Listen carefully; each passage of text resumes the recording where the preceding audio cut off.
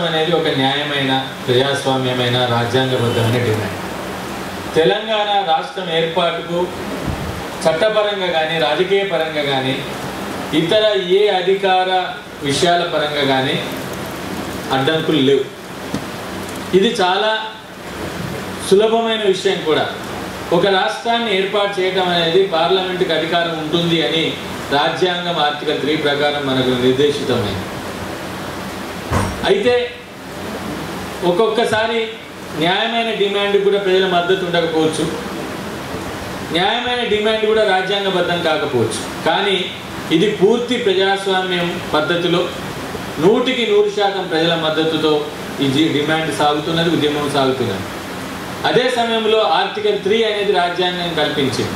అంటే ఒక రకంగా తెలంగాణ రాష్ట్రం ఏర్పాటుకు సంబంధించి ఎటువంటి అడ్డంకులు లేవు. పైగా తెలంగాణ రాష్ట్రం కావాలి అని ఒక ఆకాంక్ష బలంగా ఉంది. ఆకాంక్ష ఉండటం మాత్రమే కాదు, అది ఉద్యమ రూపంలో ఉంది. ఉద్యమ రూపం ఉండటం మాత్రమే కాదు, అది ఒక శాంతియుతంగా ప్రపంచానికే ఒక మార్గదర్శకం వహించే విధంగా ప్రపంచంలోనే ఒక అరుదైన ఉద్యమంగా ఈరోజు తెలంగాణ ఉద్యమం ఉంది. నిజానికి ఎప్పుడైనా ఎక్కడైనా ఉద్యమాలు చాలా జరిగాయి, విప్లవాలు జరిగాయి. కానీ ఇంతటి ప్రజల యొక్క పాత్రతో భాగస్వామ్యంతో నడిచిన ఉద్యమం కేవలం తెలంగాణ అంటే అతిశయోక్తి లేదేమో అని అనిపిస్తున్నారు. మరి ఉన్న అడ్డంకులు ఏమిటి అనేది ప్రశ్న. ఉన్న అడ్డంకులు ఉద్యోగులు, ఉపాధ్యాయులు, విద్యార్థులు, రైతులు, ప్రజలు ఎవరైనా వద్దంటున్నారా తెలంగాణ ఉన్న వాళ్ళంటే వద్దనడం మాత్రమే కాదు, వద్దనకపోవడం మాత్రమే కాదు, వాళ్ళు చాలా త్యాగం చేశారు.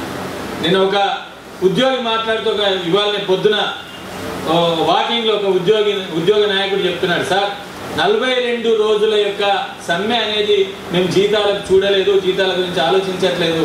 కానీ 42 రోజుల సమ్మెను కనుక ప్రభుత్వము ఆబ్సెంట్గా గుర్తించినైతే మొత్తం దాదాపు లక్షలాది మంది ఉద్యోగులు చాలా పెద్ద ఎత్తున నష్టపోయే ప్రమాదం ఉంది.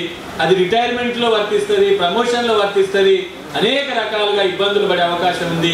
కాబట్టి ఇంతటి త్యాగానికైనా మేము సిద్ధంగా ఉన్నాం, మేము కోరుకుంటున్నది తెలంగాణ మాత్రమే అని ఆయన పొద్దున తన యొక్క అభిప్రాయాన్ని తెలియజేయడం జరిగింది.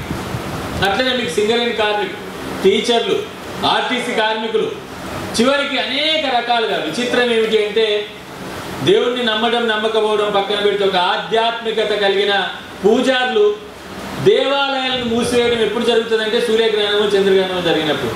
కానీ తెలంగాణ ఉద్యమం కోసం దేవాలయాలను మూసివేసిన సంఘటన కేవలం తెలంగాణలోనే జరిగింది అంటే ఆశ్చర్యపడాల్సిన అవసరం లేదు. అంటే మనం మామూలు వ్యక్తి నుంచి, కార్మికుడి నుంచి మేధావుల దాకా, విద్యావంతుల దాకా, అదే సమయంలో రకరకాల ఉద్యోగులు కాకుండా ఆఫీసర్లు, జెడ్పీ ఆఫీసర్లు, గెజిటెడ్ ఆఫీసర్లు అందరూ కూడా ఉద్యోగాలు వదిలిపెట్టి లక్ష్య సాధన ముందుకు వచ్చారు. కానీ ఈ రోజున్న ఏకైక లోపం, ఏకైక అడ్డంకి ఏంటి అని అంటే తెలంగాణలో ఉండే రాజకీయ నాయకత్వం అనేది మనం ఈరోజు గుర్తుపెట్టుకోవాల్సిన అవసరం ఉంది. ఈరోజు రాజకీయ నాయకత్వం వల్లనే ఈరోజు కేవలం ముఖ్యంగా ఆ రాజకీయ నాయకత్వంలో కూడా తెలంగాణ కాంగ్రెస్, తెలంగాణ టీడీపీ నాయకుల వల్ల మాత్రమే ఈరోజు తెలంగాణ రావటం లేదు అనేది మేము బలంగా నమ్ముతున్నాం. నిజానికి మొన్నటి అవిశ్వాస తీర్మానం సమయంలో కనుక కాంగ్రెస్ ఎమ్మెల్యేలు 50 మంది పట్టుబట్టి మేము కనుక మీకు ఓటేయాలంటే తెలంగాణ రాష్ట్రానికి సంబంధించిన ఒక తీర్మానం అసెంబ్లీలో చేయాల్సిన అవసరం ఉంటుంది అని పట్టుబట్టలేని చివరికి చేతగాని మనుషులుగా ఈరోజు తెలంగాణ కాంగ్రెస్ ఎమ్మెల్యేలు నిలబడ్డారు. ఎంపీల సంగతికి వచ్చినట్టయితే ఎవరికి ఏం అభిప్రాయం ఉన్నా విద్యావంతుల వేదికగా మాకున్న అభిప్రాయం వాళ్ళు కూడా నాటకాలు ఆడుతున్నారు తప్ప నిజాయితీ లేదు అనేది నా అభిప్రాయం. వాళ్ళు పార్లమెంట్లో మాట్లాడుతున్నారు, పోస్టర్లు పట్టుకుంటున్నారు, ఏమైనా పట్టుకున్నారు. మిత్రులు ఎవరికైనా, బయట ఉన్న ఎవరికైనా ఇంకే రకమైన అభిప్రాయం ఉన్నా మేము మాత్రం స్పష్టంగా తెలంగాణ కాంగ్రెస్ టీడీపీ నాయకులు నాటకాలు ఆడుతున్నారు. వాళ్ళు కేవలం సీమాంధ్ర పెట్టుబడిదారుల, వ్యాపారుల, రాజకీయ నాయకులకు అడుగులకు మడుగులు వస్తే చెంచాలుగా, బానిసలుగా మాత్రం ఉన్నారు తప్ప రాజకీయ నాయకత్వాన్ని అందించట్లేదు అని మేము బలంగా అభిప్రాయపడుతున్నాం. కాబట్టి ఈరోజు తెలంగాణ ఉద్యమం లక్ష్యం ఎటువైపు ఉండాలి, ఈ అడ్డంకులను ఎట్లా మనం తొలగించుకోవాలి, ఈ అడ్డంకులను తొలగించుకోవడం ద్వారా తెలంగాణ ఎట్లా సాధించుకోవాలనే విషయాన్ని వక్తలు ఆలోచించాలని కోరుతున్నాను.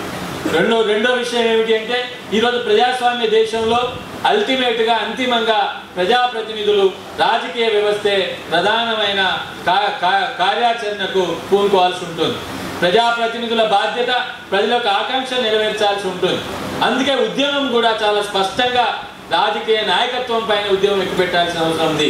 అందుకే జేఏసీ కూడా చాలా స్పష్టంగా ఒక నిర్ణయం తీసుకున్నది, కాంగ్రెస్ని ఖతం చేద్దాం, తెలంగాణను సాధించుకుందాం అనే నిర్ణయం కూడా జేఏసీ తీసుకున్నది. దాన్ని విద్యావంతుల వేదిక సంపూర్ణంగా బలపరుస్తున్నారు.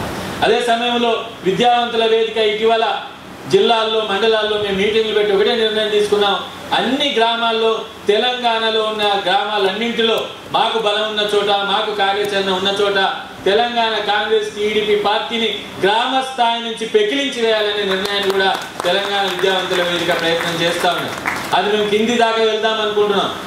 అన్ని గ్రామాల్లో మీటింగ్లు పెట్టి ఆ గ్రామంలో ఉండే కాంగ్రెస్ టీడీపీ నాయకులను కూడా పిలిచి వాళ్ళతో మాట్లాడి మనం తెలంగాణ బిడ్డలుగా ఉండాలి, తెలంగాణ సాధించుకోవాలి అంటే ఈ రెండు పార్టీలను ఇక్కడి నుంచి పంపిస్తే తప్ప మనకు పరిష్కారం లేదు అనే విషయాన్ని జనంలోకి తీసుకెళ్లాలనే ఒక ఆలోచనను కూడా తెలంగాణ విద్యావంతుల వేదిక తీసుకోబోతున్నారు. రెండో విషయం, ఇప్పుడే ఒక స్ట్రోలింగ్ వస్తుంది ఏంటంటే లగడపాటి చంద్రబాబు నాయుడుకి మేము మద్దతిస్తాం, రేపు జగన్ కూడా మీరు అనుమతించాల్సిన అవసరం ఉంటుంది అని. అంటే దాని అర్థం ఏంటంటే చంద్రబాబు నాయుడు, లగడపాటి, జగన్, కిరణ్ వీళ్ళంతా ఒక్కటే.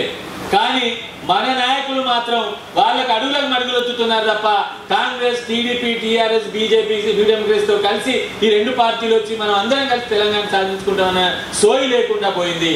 ఈ సోయి తేవాలి అని అంటే ఖచ్చితంగా ప్రజలు మన ఉద్యమం, మనం బాధపడడం, మనం రోడ్ల మీదకి ఎక్కడం, మనం దెబ్బలు తినడం, మనం నిరాదీక్షలు చేయడం, మనం లాఠీలను విరగొట్టుకోవడం కాకుండా ఆ రెండు పార్టీలను ఏ విధంగా బయటికి పంపిస్తాం, ఆ రెండు పార్టీలను తెలంగాణ భూమి నుంచి తరిమి వేసే ప్రయత్నం ఎప్పుడు చేస్తాం అనేది ఉద్యమం ఆలోచించాల్సిన అవసరం ఉంది అని మేము భావిస్తున్నాం. ఆ దిశగా మా అభిప్రాయం అయితే ఇది. ఇంకా మిత్రులు ఎవరైనా ఇంకా వేరే కార్యాచరణ ఏమైనా ఉంటే ఏ పద్ధతిలో వెళ్తే తెలంగాణను మనం సాధించుకోగలుగుతామనే అభిప్రాయాన్ని కనుక వెలిబుచ్చగలిగితే ఆ అభిప్రాయాన్ని కూడా మనం చర్చిద్దాం, ఆహ్వానిద్దాం. ప్రజాస్వామ్య పద్ధతిలో అన్ని అభిప్రాయాలు తీసుకొని అంతిమంగా ఒక కార్యాచరణ రూపొందించుకోవడానికి వీలవుతుందని మేము భావిస్తున్నాం. ఇది మొదటి సమావేశం కాదు, ఇటువంటి సమావేశాలు చాలా జరుగుతున్నాయి. చాలా సంఘాలు మీటింగ్లు పెట్టి జైరీల ఆవిష్కరణ అనేది ఒక కార్యక్రమమే కానీ ఉద్యమం గురించి మాట్లాడుతున్నాయి. ఇక్కడ కూడా మనం మాట్లాడుకుందాం, అంతిమంగా ఒక కార్యాచరణ రూపొందించుకొని తెలంగాణ సాధించుకునే వైపుగా మనం ప్రయాణం సాగిద్దామని ఆశిస్తూ, ముఖ్యంగా ఈరోజు రాజేశ్వరరావు గారు బయటికి వెళ్లాల్సి ఉంది. నేను ముందు మాట్లాడి వెళ్తా అన్నారు. ముందుగా బీజేపీ ఉద్యమ కమిటీ చైర్మన్ గారు టి రాజేశ్వరరావు గారిని మాట్లాడాల్సిందిగా కోరుతున్నాం.